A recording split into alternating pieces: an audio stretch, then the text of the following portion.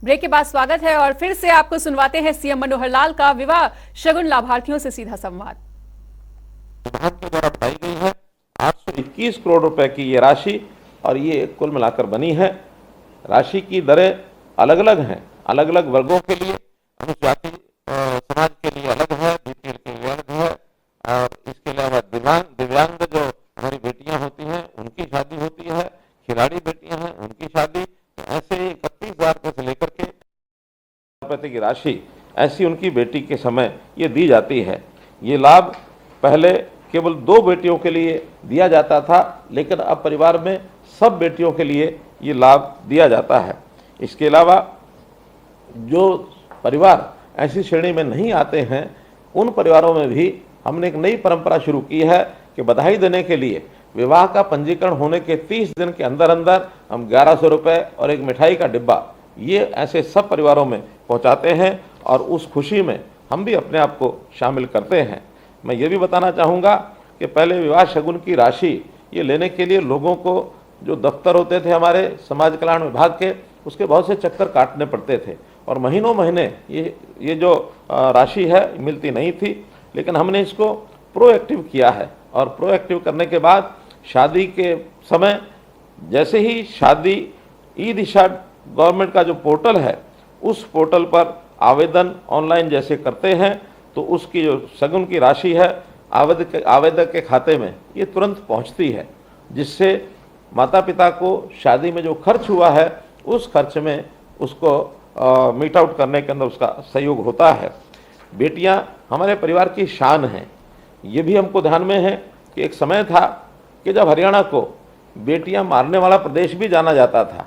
यहाँ पर gender ratio ये बहुत कम होती थी। प्रधानमंत्री जी को भी 2014 में शासन में आते ही इसकी चिंता हुई और उन्होंने बेटियों को कैसे बचाया जाए, कैसे उनको पढ़ाया जाए, ये अभियान जनवरी 2015 में हरियाणा से ही पानीपत की धरती से शुरू किया था। यहाँ के समाज को एक आह्वान किया था, एक अपील की थी कि हमें अपनी बेटियों को मारना नहीं, बेटियों को बचाना है। और उस अभियान के बाद सरकार के सभी डिपार्टमेंट्स वो एक्टिव हुए, समाज में भी एक चेतना आई, परिवारों में भी चेतना आई और बेटियों को जो पहले बोझ माना जाता था, बेटी के पैदा होने पर भी खुशियां मनाई जाने लगी। जो कुछ इस प्रकार के परिवार थे, गर्भ में ही बेटियों को मारने के लिए विभिन्न प्रकार के और वो प्रयोग करते रहते थे, उनके ऊपर भी सख्ती की गई। कुछ हमारे जो अल्ट्रासाउंड करा करके और कई जगह क्लिनिक डॉक्टर्स पर भी इस प्रकार का जो कुकृत्य किया जाता था उनके खिलाफ भी बहुत सख्ती ये उपयोग की गई और परिणाम स्वरूप जो हमारा जेंडर रेशो था, जन्म दर जो लिंग अनुपात जो बढ़ करके 2014 में 851 से और हमारे यहाँ अभी 923 भी ये जेंडर रेशो टच कर गया है। बहुत बड़ी प्रसन्नता इस बात की है कि अब बेटी को घर में बोझ ना मान करके बल्कि उसके जन्म पर भी बेटों के जन्म की तरह खुशियाँ मनाई जाती हैं, कुएं पूजन होते हैं, छत पर चढ़ करके थाली भी बजाई जाती है। बेटियां भी उतना ही एक प्रकार से प्यार पाती हैं जितना बेटे पाते हैं। ये इसके अंदर समाज का जो योगदान है मैं उसकी भी सराहना करता हूँ। हमारी पंचायतें, हमारी खाप पंचायतें, हमारे एनजीओज, हमारे जो बड़े बुजुर्ग ये भी उस अभियान में जुटे हैं। धापाताई नाम का जो कार्यक्रम हमने शुरू किया उसका भी अपने आप में एक बहुत बड़ा लाभ इसमें हुआ है। तो इसके लिए मैं समाज के सब लोगों को बहुत बहुत बधाई देता हूँ। एक कार्यक्रम प्रधानमंत्री जी ने भी जिसकी सराहना की वो था सेल्फी विद डॉटर्स। तो एक कार्यक्रम जो हरियाणा से शुरू हुआ, न केवल देश में बल्कि अंतर्राष्ट्रीय स्तर पर भी उसको ख्याति प्राप्त हुई। अपने अपनी बेटियों के साथ सेल्फी खींच करके और लोगों ने संग्रह करने शुरू किए, तो इसका बहुत बड़ा एक लाभ हुआ है।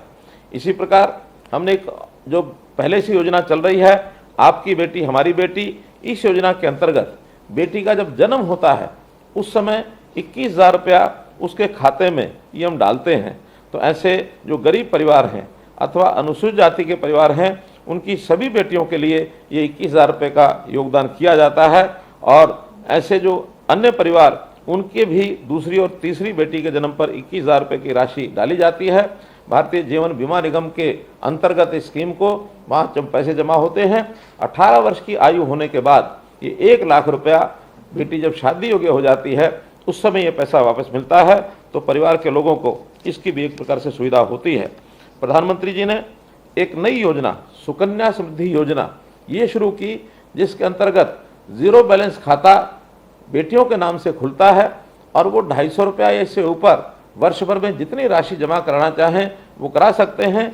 इस राशि पर 8% का चक्रवृद्धि ब्याज ये भी मिलता है, साथ में जुड़ता है, और ये राशि जो ब्याज की इसके में लाभ होता है उसको 80G के अंतर्गत आयकर से भी छूट मिलती है। बेटियों को बड़ा होने के पर पढ़ाई की चिंता भी हम करते हैं। पढ़ाई की चिंता में हमने पिछले वर्षों में हरियाणा में 72 नए कॉलेज जो खोले, उन 72 नए कॉलेज में 41 कॉलेज केवल लड़कियों के लिए थे। लड़कियों की शिक्षा हर 20 किलोमीटर के अंदर एक कॉलेज अवश्य होना चाहिए। इस योजना में उनके पढ़ाने की जो हमारी योजना थी उसमें बहुत बड़ी सफलता मिली और लड़कियां पढ़ लिख करके आज हर क्षेत्र में आगे बढ़ रही हैं। वो विज्ञान का क्षेत्र हो, वो शिक्षा का क्षेत्र हो, वो कला का क्षेत्र हो, वो व्यवसाय का क्षेत्र हो, वो चाहे सेना में भी महिलाएं जाने लगी हैं। खिलाड़ी इस नाते से तो बहुत बड़ी संख्या में हमारी बेटियां वो आगे बढ़ रही हैं। तो इस प्रकार से बेटियों का योगदान ये बेटों से कम नहीं है। तो इस प्रकार हम लोग आगे बढ़ रहे हैं। हमने पढ़ाई के समय ITI में जाने वाली बेटियां उनको भी मासिक वजीफा ये शुरू किया है, और जो बेटियां कॉलेज में पढ़ती हैं उनके लिए MA क्लासेज यानी पोस्ट ग्रेजुएट तक सब बेटियों की फीस माफ़ी ये भी हमने की है, चाहे वो सरकारी कॉलेज में पढ़ती है अथवा प्राइवेट कॉलेज में पढ़ती है। पोस्ट ग्रेजुएशन तक किसी बेटी की कोई फीस नहीं लगती है। हमें इस सारे विषय को आगे बढ़ाते हुए बहुत प्रसन्नता हो रही है। और इन बेटियों को जब यातायात के लिए यानी पढ़ाई के लिए अथवा अन्य किसी काम के लिए यातायात के लिए जाना पड़ता है तो 150 किलोमीटर तक की यात्रा इनको मुफ्त में इनको पास जो है वो मिलता है। तो ऐसे हमारी जो यात्रा परिवहन सुरक्षा इसके लिए रोडवेज की 211 महिला बसें ये स्पेशल चलाई गई हैं। बेटियों के लिए स्वास्थ्य शिविरों का भी हम आयोजन करते हैं ताकि उनका स्वस्थ शरीर उनका स्वस्थ रहे। उनको आयरन टेबलेट्स और अन्य दवाइयाँ ये मुफ्त में दी जाती हैं। BPL परिवार की जो हमारी बेटियां हैं, किशोरियां हैं, महिलाएं हैं, इनको मुफ्त में सैनिटरी पैड, महिला एवं किशोरी सम्मान योजना ये सब चलाए गए हैं ताकि इनको स्वास्थ्य का भी लाभ हो। स्कूलों में सैनिटरी पैड ये मुफ्त में इनको दिलवाए जाते हैं। कहने का मेरा भावार्थ ये है कि बेटियों के उत्थान के लिए जो काम जितने आवश्यक थे हमने इस समय में पिछले 8.5 वर्ष में पर्याप्त मात्रा में किए हैं। तो भी जितना काम किया जाए उतना कम है। और भी बेटियों की सुरक्षा, शिक्षा, स्वास्थ्य इस सारे पर भी हम आगे ध्यान देंगे। उनको स्वावलंबी वो बने, स्वाभिमानी बने। इस नाते भी चाहे व्यवसाय के अंदर उनकी आवश्यकता होगी उसके लिए अलग से योजनाएं बनाएंगे तो बेटियां आगे बढ़ें। यही मैं कामना करते हुए आप सबको बहुत बहुत शुभकामना देता हूं। मेरी एक अपील आपसे ज़रूर रहेगी कि बेटियों के शादी में जो आवश्यक खर्च है वो अवश्य करें। लेकिन एक प्रथा जो हमारे समाज के अंदर बहुत कुरीति की तरह फैली थी वो है बेटियों की शादी में दहेज देना। तो दहेज देना शायद मजबूरी हो सकती है किसी की, लेकिन जहाँ हमारी बेटियाँ हैं हमारे बेटे भी हैं। हमारे परिवारों में बेटे बेटियाँ सब हैं।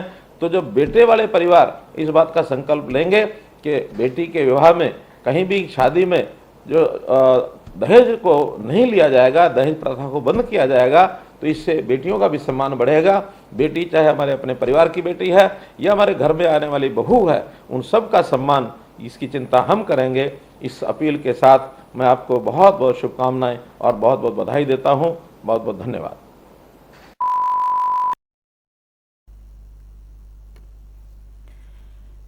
तो विवाह शगुन के लाभार्थियों के साथ सीएम मनोहर लाल चर्चा कर रहे थे। वहीं उन्होंने कहा कि बेटियां परिवारों की शान है। साथ ही उन्होंने एक स्पष्ट संदेश देने का प्रयास किया है कि शादी में आवश्यक खर्चा जरूर करें लेकिन दहेज प्रथा को बढ़ावा बिल्कुल भी ना दें।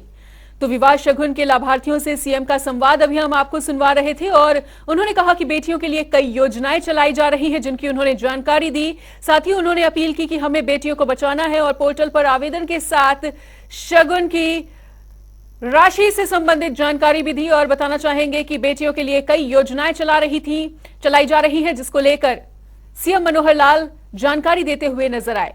साथ ही उन्होंने अपील की है कि बेटियों को बचाना है। तो सेल्फी विद डॉक्टर अभियान को भी आगे बढ़ाना है और विवाह शगुन के लाभार्थियों के साथ सीएम चर्चा करते हुए नजर आ रहे थे।